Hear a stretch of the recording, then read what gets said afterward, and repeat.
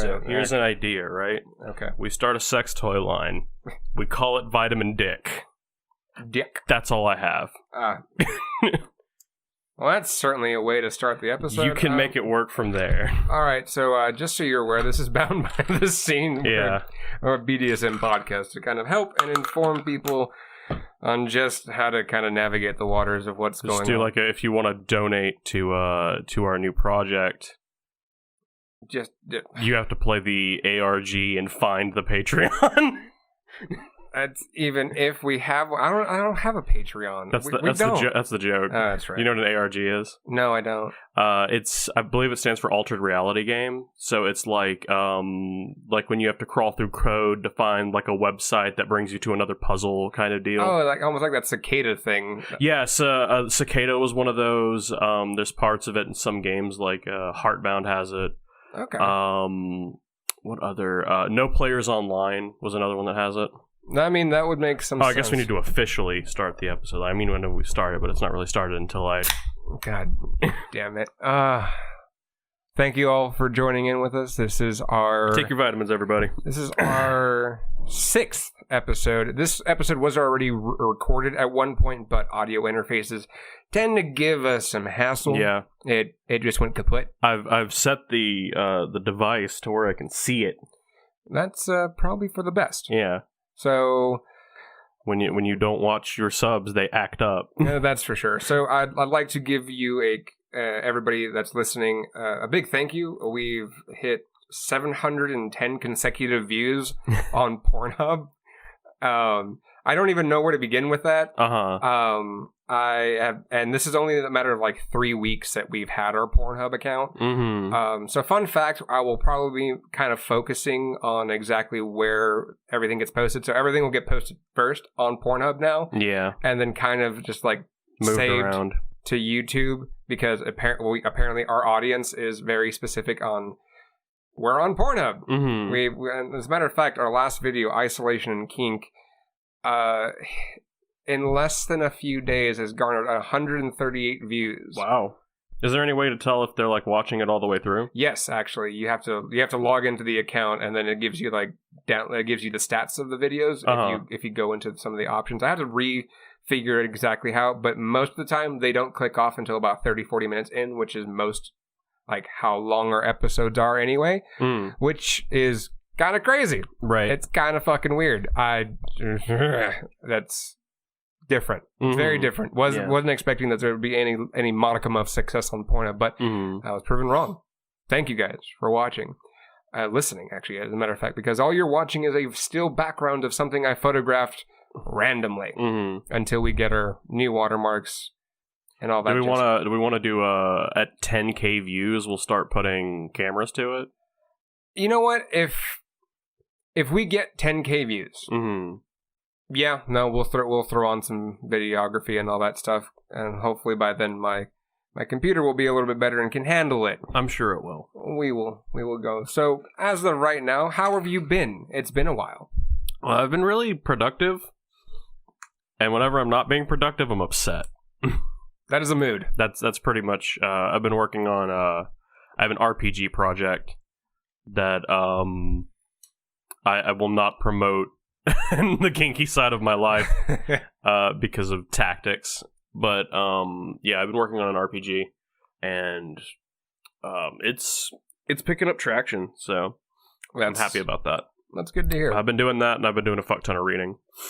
I've been doing a whole bunch of random like cooking. The meat finished. That's been fine and dandy. And how is it? It's actually pretty good. Nice. I'm surprised. I'm surprised it came out as good as it did. Let's see. That's pretty much about it. The household just got off of the 2-week quarantine where we're supposed to be doing. Not because any of us got anything, but more along the lines of we just wanted to make sure. Yeah. Because we had other additions come into the household. Other than that, that's pretty much about it. I've been obviously focusing on trying to like meticulously like adjust Pornhubs and figure out exactly how we're going to be doing that. Yeah. But no, that's pretty much about it. And At 1 million views, we will make VTubers. At 1 million views, at 1 million views, we'll be Pornhub VTubers. You heard it here first. God, that's a check my ass is not ready to cash. Don't worry, I'm very willing to lie to these people. That's that's fair. So I've been browsing FetLife a little bit more recently because obviously I've had a lot more time. Right. I've had a lot more time to kind of meander and peruse the local communities as well as the outside communities that I've been a part of. And a lot of the things that I've been noticing is that there's this issue that comes up. Is like there are some places that are still open during this entire pandemic. And obviously if you're in the US, no. All the liquor stores are open. All of them are open.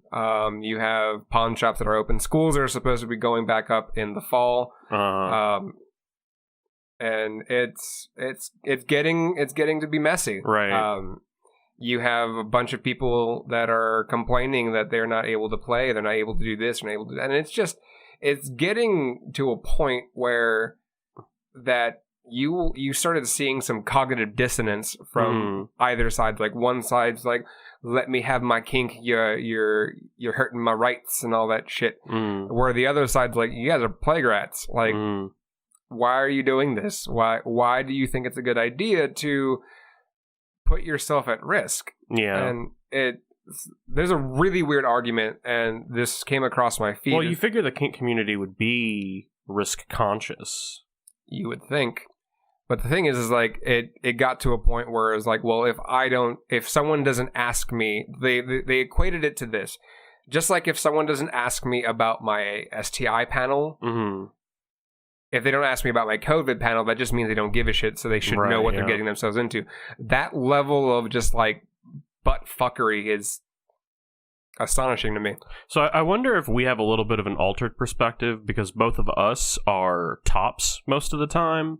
And both of us are, we like to do exhibition stuff and we like to be in the public eye. So we have those instincts already.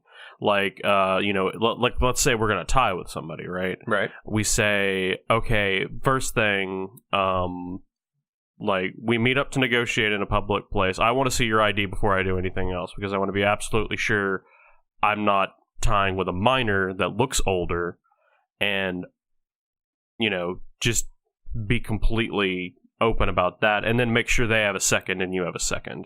Right. That sounds about right. I mean, while yes, me and you do play a little bit more in the public sphere of things, as far as like public events, not in public, which we'll be touching on in later on in this. Yeah, tell these horny people what we're talking about today. So what we're discussing today is playing in public, like actually out in IRL world, not in like say a local dungeon or anything of the sort, but fake world, the RPG world that we like to go into and roll our dice and everything. I can talk about that too. We can talk about that. The thing with this is that there's been a lot more of people that are being a lot more brazen with their play, like I think we mentioned this in passing about joking and going to a Denny's with your collar on, a ball gag up, and a butt plug in your ass, and just freaking out the vanillas, or like corrupting the vanillas as some of them call it. Well, there's been a couple of like TikTok videos that I've been seeing where someone is actively like in a puppy headspace playing in a public park, and there's clearly other people around. And while, yes, they're not like naked or having sex or anything, that's still a sexual act. Right. So I don't know where to begin with that one. I don't even know. What's your opinion on the subject?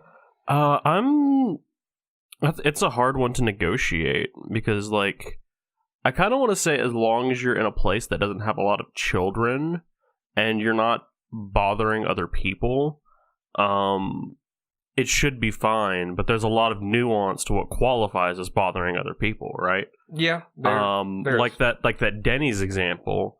Like, if I'm at Denny's at 2 a.m., it's not because I want it to be there. it's because I ended up there for some reason. So I'm usually taking care of somebody drunk, and now I've got to deal with somebody wearing a ball gag one seat over, talking about how much they want to fuck when my priorities are getting water in this man and trying to finish my pancakes without having a breakdown. Like, you see there is like, spaces we go into have like schemas and social scripts attached to them, and ignoring those has consequences. Yeah. So fun little fact, at least as far as like most of the U.S. is concerned, public indecency is a very gray area. The Aqua Teen Hunger Force movie taught me that indecent exposure is a Class 3 felony. Fun fact. I did not know that. That's... Jesus. That's a hefty fucking felony right there. Mm-hmm. Class 3 is like the lightest felony, I think. It goes Class C misdemeanor, Class B misdemeanor, Class A misdemeanor, then it goes into the light felony. Mm-hmm. So fun fact, a light felony, felony light, with a little bit of au jus at the back end of that. Anywho, so it falls into this weird gray area where public indecency automatically gets put you in a sex offender registry. Oh. If you're within a specific degree where children are likely to play. So public parks are one of those areas. Right, yeah.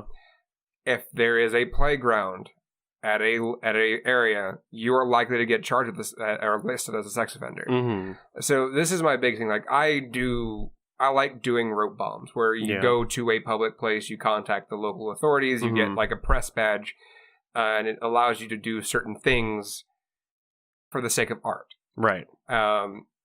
Which is fine. Mm-hmm. As long as you contact your local authorities and be like, hey, look, I have a quick question. Is there such and such, this or this?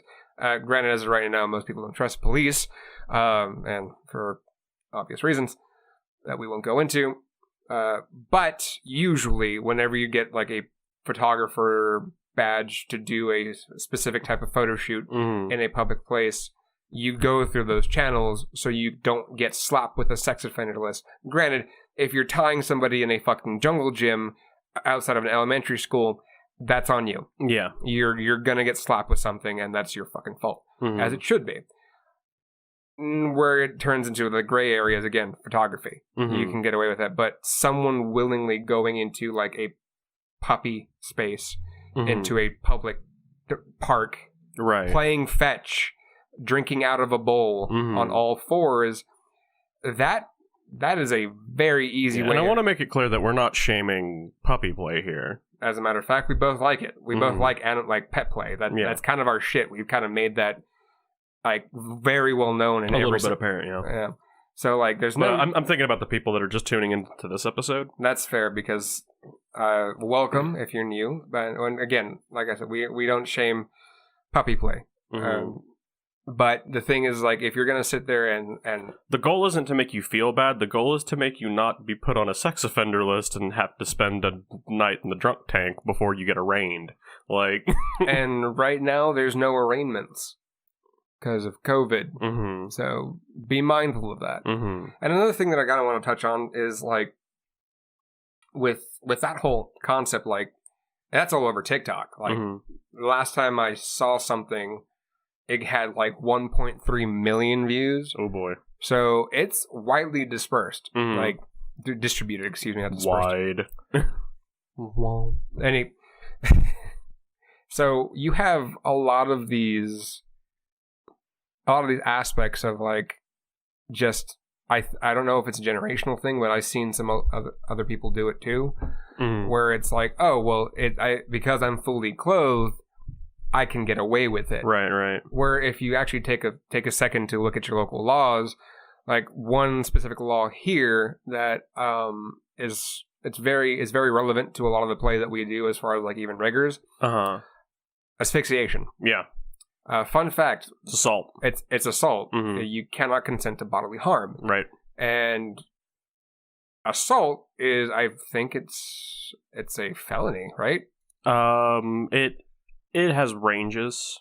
All right. I don't think it's assault and battery, but if they do find out you were using any implements during that scene, It's aggravated assault. It's aggravated assault.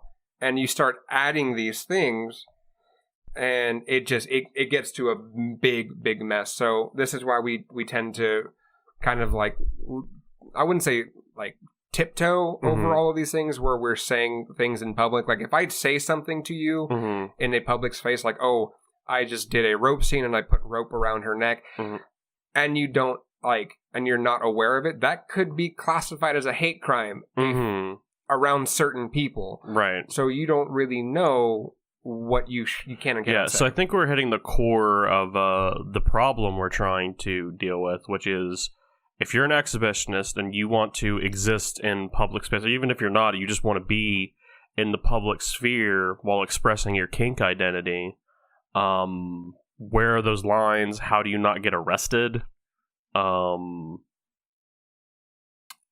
Is it worth it? I feel like a majority of us are going to say yes, but how we say yes to that is nuanced. It is very nuanced. Like personally, like I don't like throwing my.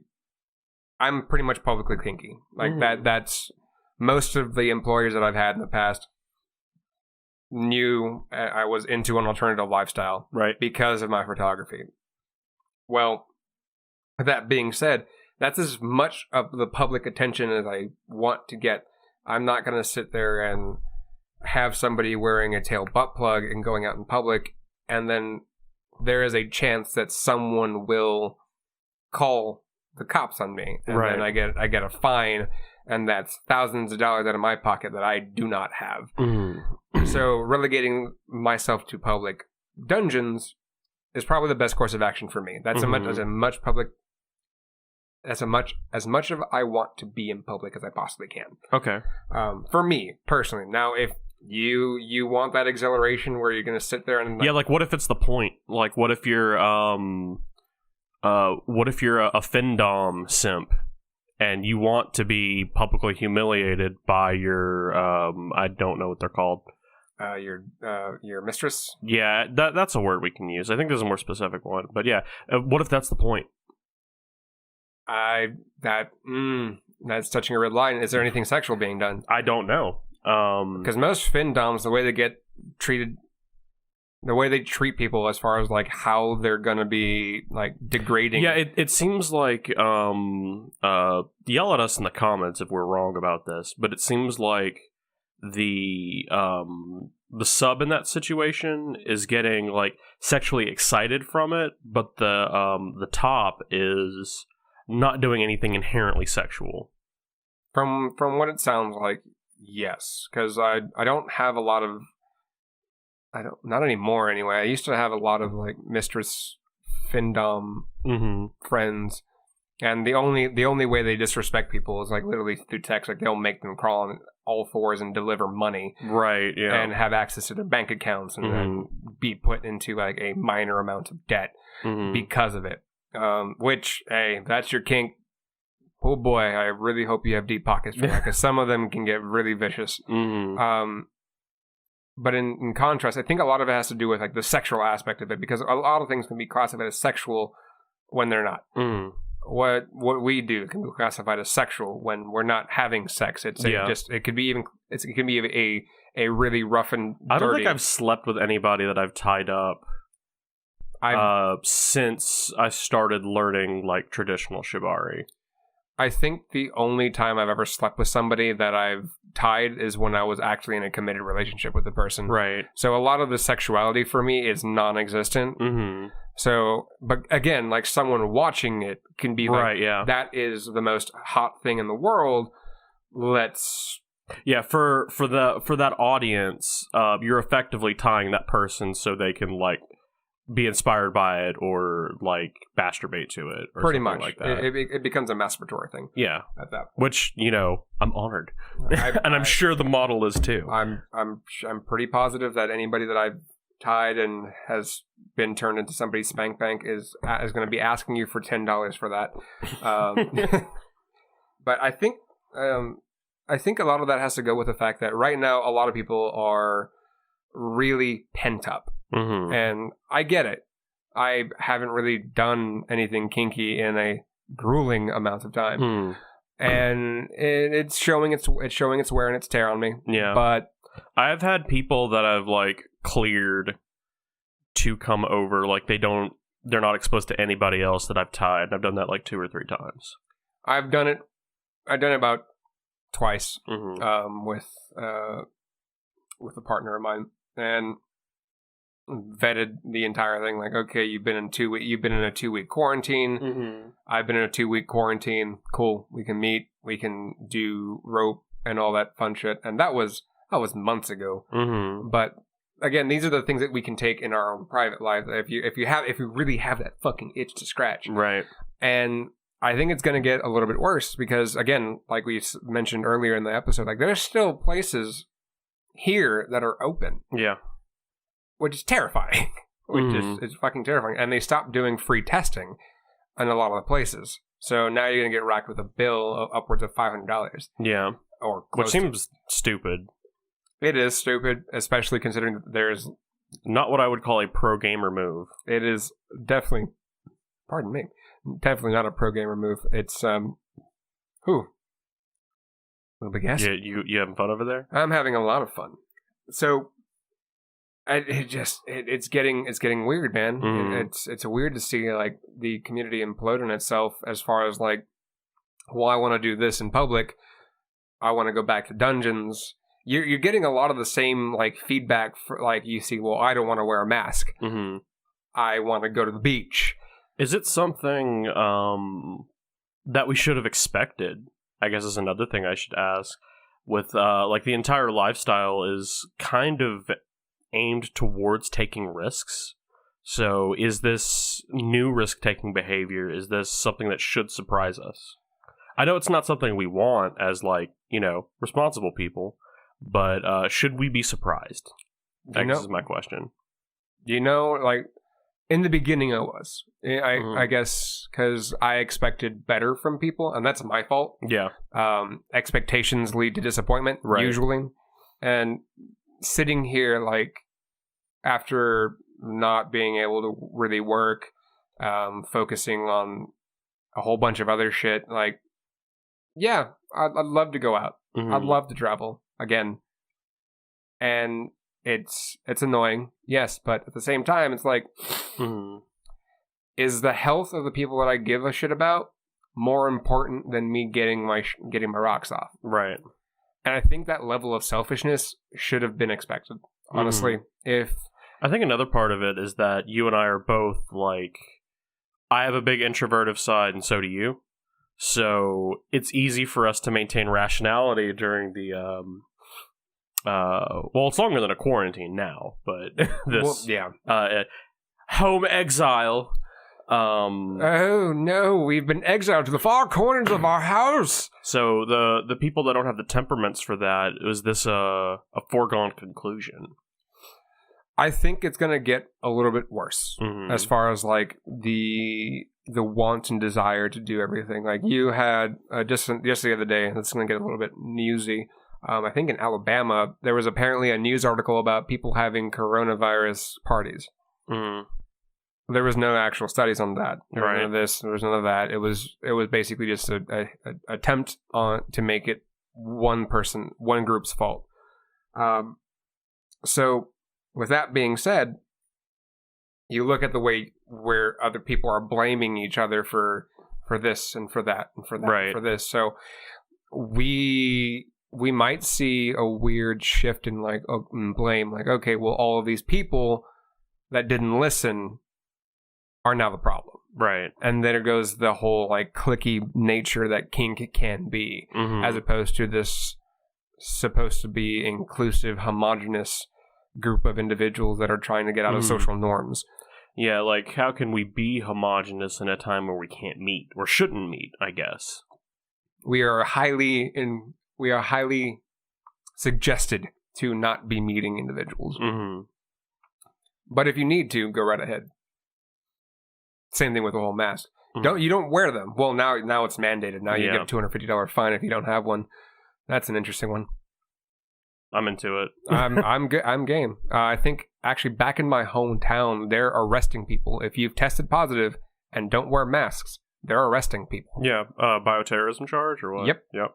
And that's a federal offense. Yeah. So fun fact. Wear your mask. wear your mask, and shit's getting serious.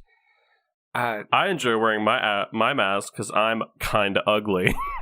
I like mine because it fits with the whole, like, I have, it's a leather mask. Yeah, it seems like something you would have owned before the thing anyway. It's one of those things where it could have been a performance piece. Mm. It could have been something I'd have for a medical fetish. It could be everything. And I already look like I walked off a Road Warrior already, so, like, I've been preparing for the apocalypse since I was, 14? This is just a part of it. It comes with the territory. I think when I was, 16, I was really into, there's a game called Stalker, Shadow of Chernobyl. Okay. Where you're in, the disaster area around Chernobyl, and, mutant shit is happening, and, there's a million stories like this, but I super bought into it as a kid, and I had the zombie survival guide, and I would, wear, I got this gas mask from, a military surplus store, and I would wear it for, hours at a time to get used to it when the apocalypse happened, which is, a skill set that I never, I was all right, I was a kid wanting a world that, even though it's fucked up, makes more sense than the one that I exist in, which was not necessarily true because I was a dumb child. But I didn't expect any of those skills to come back and be useful here.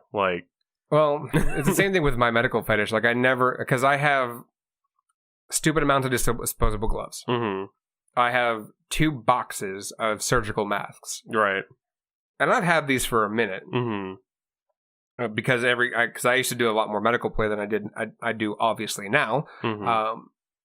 And I just didn't think that I would ever really have to go to this extreme of okay, you need to wear a mask. Okay, cool. Well, I was already going to do it anyway because this is just a smaller turn on. Honestly, if wearing masks becomes normalized after Aunt Rona leaves, I'm kind of into it. I'll probably wear masks everywhere. I'm still going to do it afterwards. I still want to have that you stay the fuck away from me. Right, yeah. That's going to be really fun.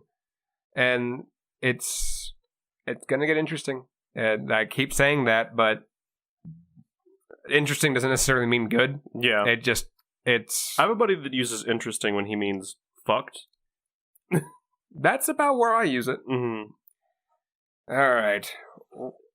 So we're talking about public kink, right? Yeah, we're talking about public kink. So I see 2 philosophies, right? Mm-hmm. One is that subcultures and subcultural space needs to be the thing that's emphasized. The other perspective I see is invasion of the mainstream and normalization of kink. I feel like these are the 2 philosophies you could lean towards when you're making your decisions on how things need to act in public. A lot of how we've been talking sounds like the first category of this is how the mainstream punishes these behaviors. We need to exist in subcultural space where we can do these things and we have more of a domain. But I can equally see people being all right, we need to, as much of a long shot as this is, we need to revise assault laws to include consideration of kink. Yeah, that's been one of the things that should start. I wouldn't say it's going to get normalized immediately because right now change is slow.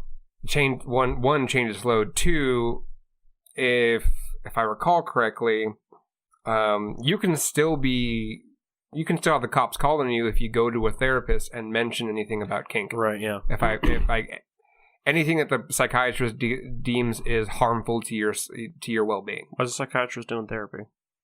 I don't know. That's why a psychologist. There you go. Psychiatry is mental medicine. Psychology is therapy. Okay, so you're a psychologist. Mm-hmm. There's I know this one specifically because I'm not going to give any names or anything, but there was an individual that ended up they had severe mental issues, mentioned something about kink, and now they're what is Britney Spears? She's no longer considered She doesn't have adult rights. She has. Yeah, I don't know what it's called, but she's effectively a child. She's again. effectively a child, and she's like 40. Mm-hmm. So that is a possibility. Mhm. But we do need to revise it, and just now there's only so many psychologists. I said it right this time. Mm-hmm. That are actually geared towards treating polyamory, kinky people. Yeah. I think you have like maybe 4 or 5 that are kink adjacent, to where they will not say yay or nay on the subject. They understand that it's an outlet for some people, and it's a positive outlet for most people. Mm-hmm. So I think some of these laws are a bit archaic. But I don't think they should be changed to where it allows people to go and do things out in the public eye.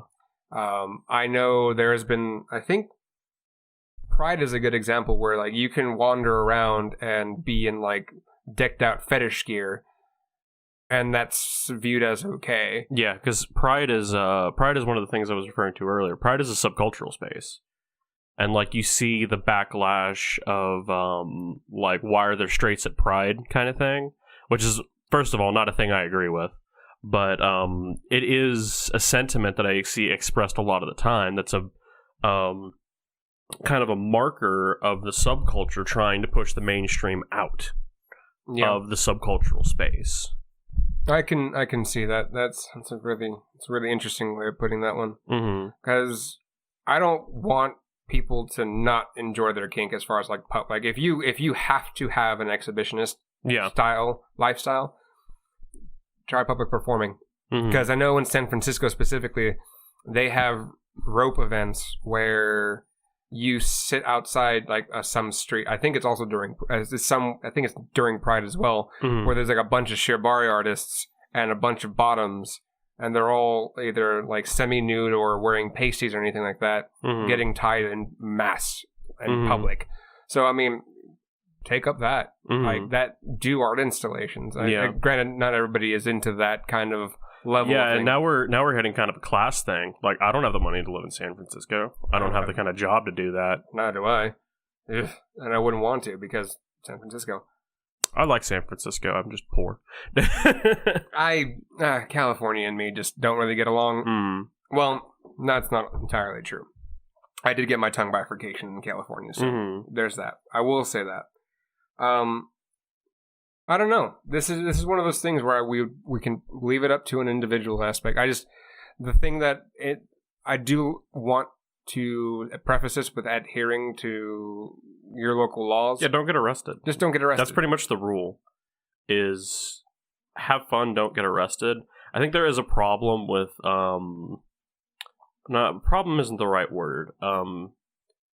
Saying things need to be just taken on an individual basis, I think, is the right philosophy to act on, but it leaves out, how people should maybe think about approaching that thing, right? Yeah, there's definitely... Because I could be like, how do I learn to drive? And I'm like, oh, everyone has their own driving style. Get in the Ferrari. Like...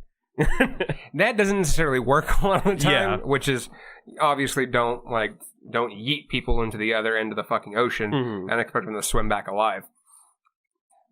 How do you look up your laws? How do you know what works? Personally, whenever I've taught or attempted to teach edge play, I had to look up certain laws. Like, fun fact, in where we stay, scarification is technically illegal. Right. Because it's classified as a medical practice. Same thing with bifurcating the tongue. You cannot do it in Texas. It's illegal. You have to go through a plastic surgeon to get it done. So instead of spending what you would normally spend on that, which is $600, you end up spending $2,000. So some people go underground, and like I did, I left the state. Okay. And looking up all of these laws, you have to look up very specific words. Like, and a lot of it's going to get a little bit messy because a lot of it revolves around public indecency. What can get you listed as a sex offender? Right. What is classified under the assault and battery charge? Right. Can you do specific sexual acts? Because there's some sexual acts that you can do in public. Like, I know in Texas, sodomy is still illegal. Right. So no butt fucking. Yeah. But most people do it anyway. Right. Just like people, you're not supposed to apparently own 6 dildos. Oh. Oops. That's like, well, I guess you can't have 6 dongs. How are we allowed to have sex shops if They're novelty shops. oh, they're novelty shops? Yeah, that if you actually look at every single sex shop, They're classified as novelty they're shops. classified as novelty, not actual sex toys. Mm. The same thing with how we have head shops where smoking paraphernalia is illegal. Mm. It's a water pipe, yeah. It's a water pipe or a tobacco pipe. Mm. It's weird how you have to skate around some of this shit. Mm-hmm. So looking up specific things that I enjoyed, like, fun fact, just because I can own an implement like, say, hypodermic needles for blood play, doesn't mean I can get charged with anything. As long as I'm not injecting anything into anybody, I'm not going to get charged with a felony. Right. And also, I run the gambit of like, okay, well, this is for an art, and this is for an art piece. There's always that use of wording and vernacular if you get into. So there's a language for protecting yourself. Exactly. Mm. Now, how do you learn that? Honestly, that one because I couldn't tell you. I learned it homogeneously. I learned it by trial and error. Mm-hmm. Honestly, like I've come into close quarters with actually getting arrested for a scene. Right. So that wasn't a fun time, and I think we'll tell that story at another episode. Right. When we get to that, but there are certain things that you have to look out. Like obviously, most people will do rough body and impact. Mm-hmm.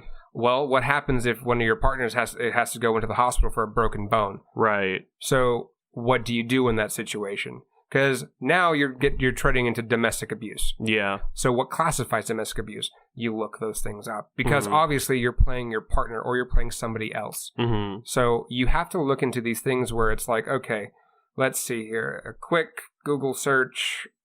Let's see. Domestic. Do you think this is also kind of a double-edged sword?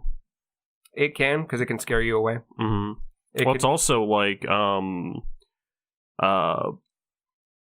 do you think understanding this language could enable somebody to abuse someone else more easily? Yes and no. Yes and no. But that's one of the things that you have to understand is that you, at the beginning of the podcast, or it's more like the people who would already abuse people already know this stuff. Yeah, or they already do, because all it takes is a pretty face and pretty words, and you can get away with just about anything. Right, right. That's kind of the whole shtick. And even in kink, if you have a just a good enough level of skill set and just the right amount of vernacular, you can. It's scary, but you can get away with murder. Right. Not literally, metaphorically. But thankfully now there's a lot more of a resurgence of people like actually speaking out against their abusers, which is great. I want to do an episode on that at one point of justice in the kink community. We can do that. I was actually going to discuss with you toxic traits and kink. Mm-hmm. What seeps in from your toxic relationships into your kink. I think that's a different thing from what I'm talking about. I'm talking about like if you know there's abuse going on, or like how to protect your community from people like this, and what circumstances you should and should not do that in. I think that can be used for the part.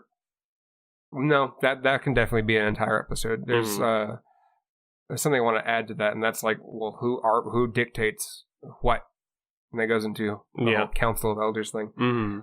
Stay tuned for that episode. Yeah, that one's gonna be a doozy. I'm already angry.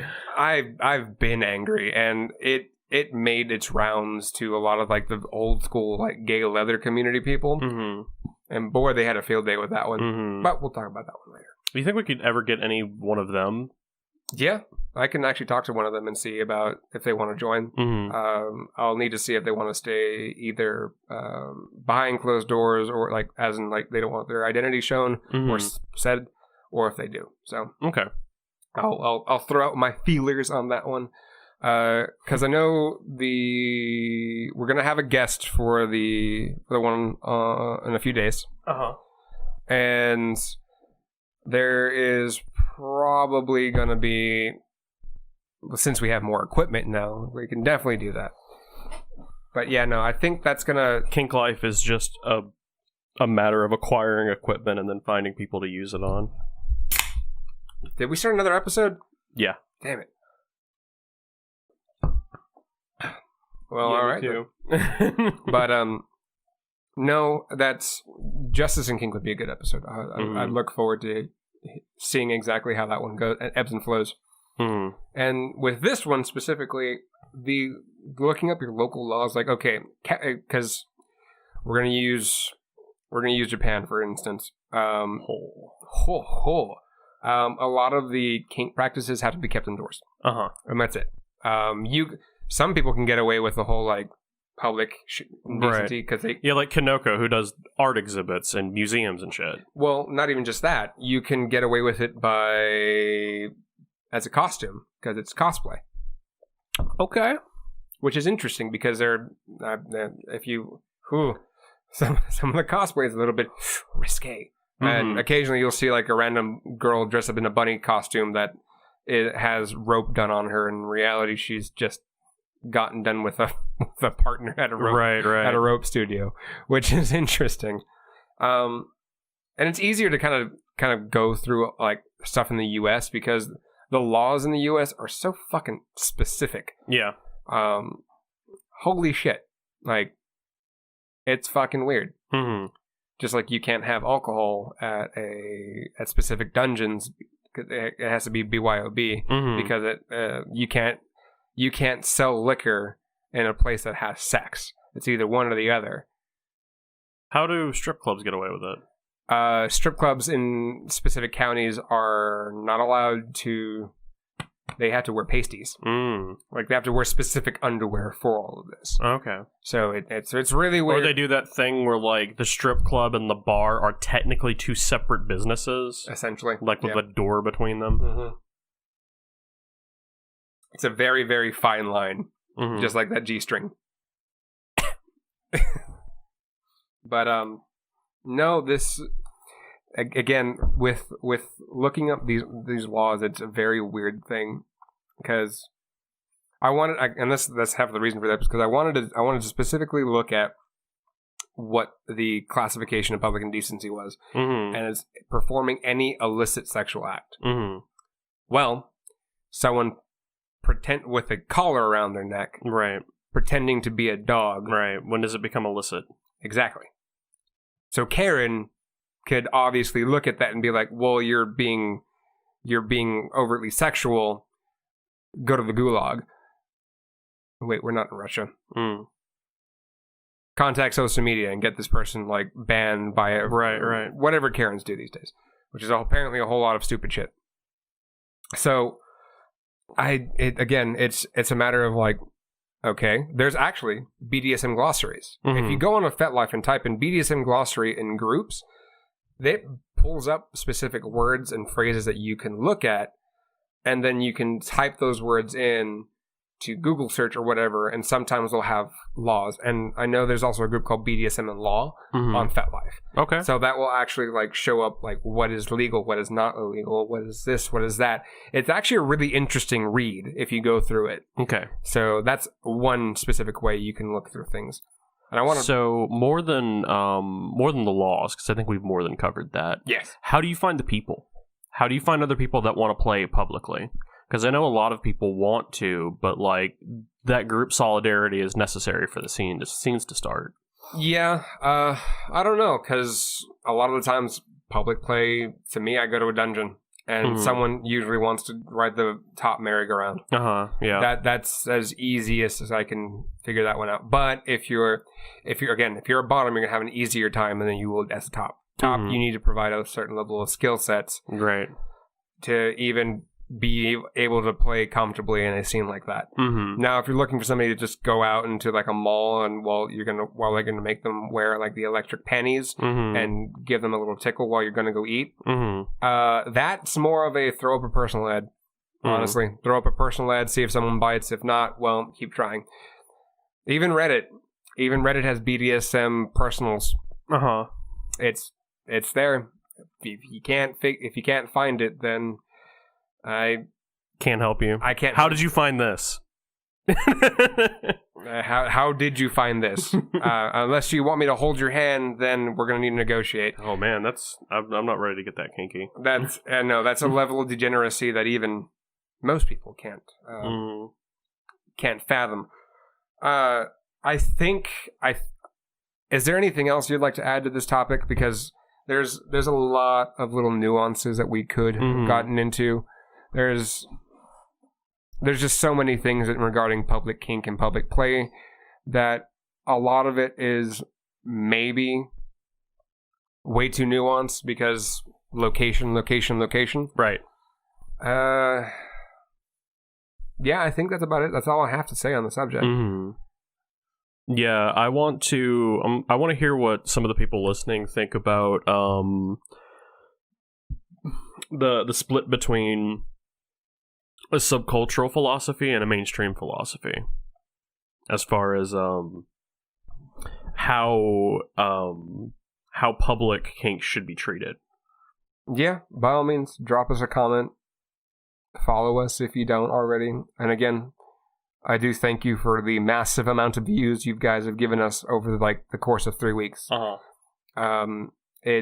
It's really been heartwarming to see that shit, because we were just doing this for the hell of it. We just to talk and to shoot the shit, because again, I think we're also providing a service. That's my major priority here. Excreting knowledge, yeah, I guess, whatever knowledge it's in my cranium. Again, we thank you. I want people to be safe and have fun and be able to build the social structure around them to have kink without it being a curse for them. Because I know a lot of people that have had to deal with that until they found their communities. So that's my priority as far as the project. That's a very, very good way of doing it. Mine, again, I got angry at what I was seeing, and I wanted to make changes. And this is the only way I know how, is talking about it. Because hopefully someone will pick this up and go, okay, well, this doesn't need to happen in my community. Let's make it better. Right. And hopefully you guys take this into whatever community you come from, whether it be in the States or abroad. Use this information and help one another learn, enjoy kink for what it is.